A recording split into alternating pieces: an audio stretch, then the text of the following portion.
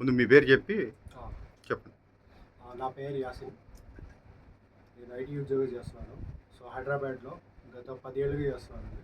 So ప్రస్తుతానికి ఏంటంటే ఇంట్లో నుండి వర్క్ చేస్తున్నాను. నా బాబు పేరు జయాన్. సో 6 నెలలు ప్రస్తుతానికి బాబుకి. సో మూడో నెలలో ఏంటంటే బాబుకి కొన్ని ఇష్యూస్ వచ్చి పీడియాట్రిక్ న్యూరో దగ్గర చూపించాము. సో చూపిస్తే ఏమైందంటే డాక్టర్ గారు కొన్ని పరీక్షలు చేశారు. చేసిన తర్వాత అది జన్యుపరమైన వ్యాధి ఉంది అని చెప్పి జెనెటిక్ టెస్టింగ్ పంపించారు ల్యాబ్కి.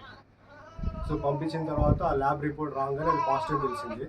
సో మేడం ఏం చెప్పారంటే హైదరాబాద్లో ఒకసారి చూపిస్తే బెటర్ ఆప్షన్ అని చెప్పారు. సో సెకండ్ ఒపీనియన్ కోసం మేము రెయిన్బో సికింద్రాబాద్కి వెళ్ళాము అండ్ రెయిన్బో విజయవాడ 2 చోట్ల చూపించాము.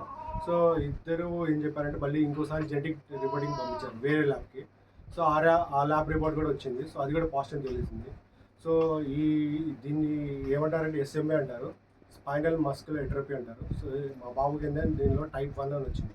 సో టైప్ 1 ఏంటంటే లైఫ్ థ్రెటనింగ్ డిసీజ్ అనమాట. సో ఇది ఒక 1 ఇయర్ లోపు మనం వ్యాక్సిన్ ఇవ్వకపోతే బాబు ప్రాణానికే ప్రమాదం అని చెప్పారు డాక్టర్ గారు. సో ఈ వ్యాక్సిన్ ఖరీదు 16 కోట్లు. సో ఈ వ్యాక్సిన్ ఏంటంటే నోవర్టిస్ అనే కంపెనీ తయారు చేసేది. దీన్ని జీనీ థెరపీ ద్వారా మనం బాబుకి ఇవ్వాల్సి వచ్చింది. సో ఇది నోవర్టిస్ కంపెనీ ఇండియాలో అయితే లేదు. ప్రస్తుతం మనం వేరే కంట్రీ యూఎస్ నుండి ఇంపోర్ట్ చేసుకోవాలి. సో దానికోసం ఏంటంటే మేము గవర్నమెంట్కి అప్రోచ్ అయ్యాము. సో సీఎం సార్ని కూడా కలిసాము.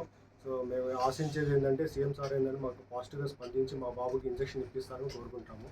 అండ్ దీంతో పాటు ఏంటంటే బాబుకి కొన్ని సబ్సిడీస్ ఉంటాయి. సో దానికోసం ఏంటంటే మేము దాతలను కూడా కోరుకుంటాము. ఎట్లా అంటే మాకు కొన్ని అమౌంట్ వస్తే ఏంటంటే మాకు ఈ వ్యాధికి కొంచెం మాకు కూడా యూజ్ అయ్యింది. అండ్ దీంతో పాటు ఏంటంటే మేము ఇంజక్షన్ కోసం కూడా ట్రై చేస్తాము. సో దానికోసం మేము క్రౌడ్ ఫండింగ్ కూడా రైజ్ చేస్తాము. సో ఈ రెండు మీరేం కోరుకుంటున్నారు? అదే అండి, ఈ గవర్నమెంట్ ద్వారా మాకు ఇంజక్షన్ ఇప్పించాలని మేము కోరుకుంటున్నాము.